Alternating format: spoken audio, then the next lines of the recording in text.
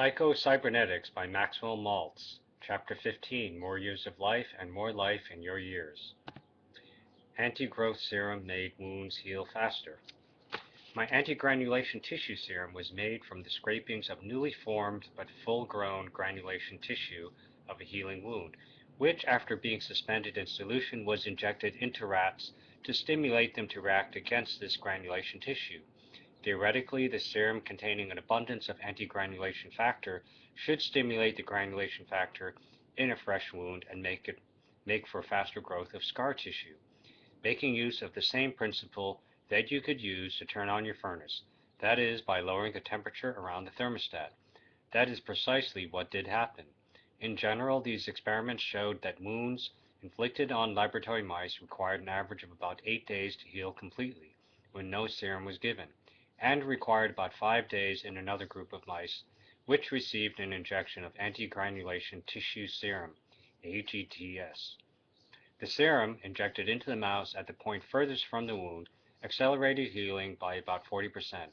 As might have been expected, overdoses of AGTS had the opposite effect and retarded the healing time. These results were encouraging and led to further refinement of the serum for human use. At the time I began using this serum on human patients, I had no other hope than it might accelerate the healing of surgical wounds.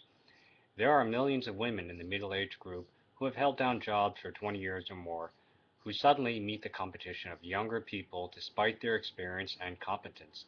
Many of them have come for surgical help to remove the signs of age from their eyelids and face to make them look younger, and hold on to their jobs for another 10 years. It means economic, psychological, and social survival.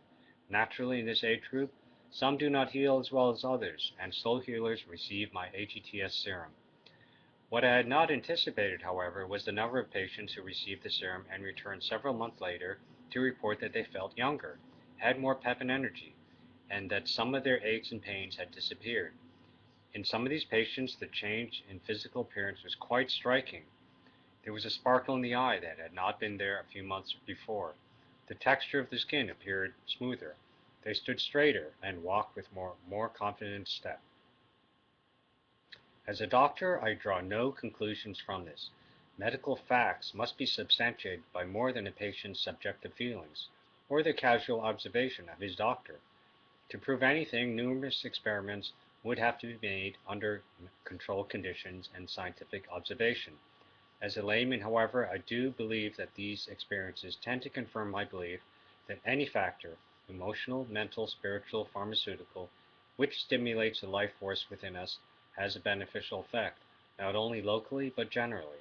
And as a layman, I also believe that perhaps I have come closer to a possible breakthrough in the quest for longer life through the use of AGTS. Granulation tissue is newborn connective tissue, newborn RES. Biologically, a rebirth of life in a local area. AGTS produced from such a biological entity should stimulate the RES in a more natural way than any chemical substance.